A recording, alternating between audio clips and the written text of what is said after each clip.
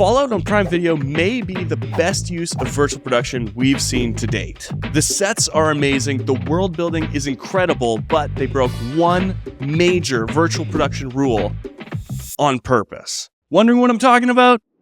Let's jump in. All of the best work on virtual production follows the same major rule: hiding the seam. Hiding the seam is ensuring that the massive LED wall that you're shooting with blends with the foreground elements, creating the illusion of depth where your virtual world begins. So let's say I'm shooting something like this, where it's just the wall behind me. The last thing I want to do is tilt the camera down and see the harsh break between where the floor ends and the wall begins. And for the most part, or actually for the entirety of the show, Fallout does this extremely well. First, we've got the obvious: the shots of the vertibirds in flight. Now, these driving plate type shots are becoming more commonly shot on virtual walls. The best example I can think of would be Bullet Train, which, in my opinion, was the best movie shot in 2022. These giant video walls on both sides of the train. And no, I'm not biased because of its awesome virtual production. Maybe a little bit. The Thomas the Train brothers were awesome. Anyway, back to Fallout. Now, this BTS photo here is a perfect example of a hidden scene. They've got all of these amazing practical pieces sitting in front of the screen,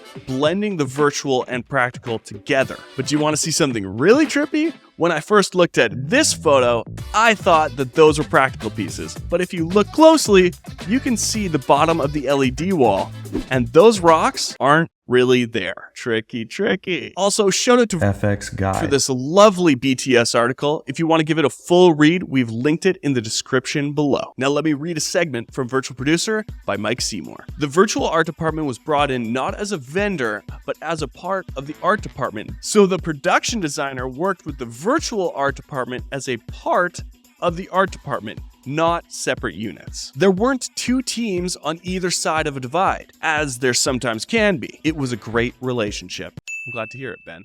But what about that broken rule I was talking about earlier? Fallout broke the hide the seam rule, and they thought that we'd never notice. Well, I'm onto you folks, and I know you did it on purpose. Let's break it down. So a spoiler to you if you haven't watched the show or played the game that was released in 1997, then 1998, 2008, 2010, 2015, and the disaster that was 2018. The nuclear doomsday has come and gone, and while the world is scraped by for the last 200 years, some small communities survived by dwelling in vaults underground. In the show, Vault 33 has a projection display that extends their field and immerses the community in their environment.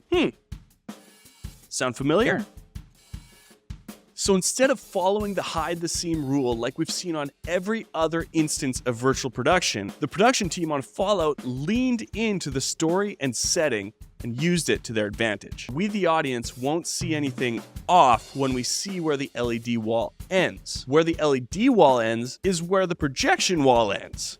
It's genius. There are two things I absolutely love about this. One is the lighting control you have with a setup like this. We know that Fallout used a massive LED wall, but they also used two movable LED panels that could be pulled in or pulled out based on their lighting needs. So every single shot in this dark, dank vault could be lit to perfection. The second thing I love about this, and you've heard me talk about this on this channel ad nauseum, is actor immersion.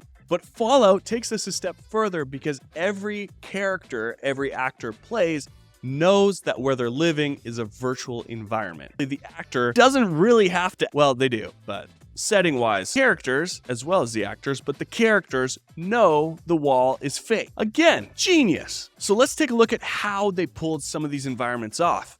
We can't just dig into their project files, we don't have that access, but we do know which environments were 3D and which weren't. We created 4 unique and vital environments in Unreal for use on the LED volume. The picnic area and the vault door scenes in Vault 33, the cafeteria setting in Vault 4, and the new California Republic's base in the Griffith Observatory. This granted us unprecedented flexibility and efficiency, outpacing alternative methods. But to make it even more efficient, they shot some environments on what I'm going to call 180-degree plates. Let's read on. We worked with drone operators to design a multi-camera capture solution and stitching workflows to create footage for an LED wall. Then we helped design custom software for playing back the footage on a 20 by 95 foot screen in 6K resolution at 24 FPS.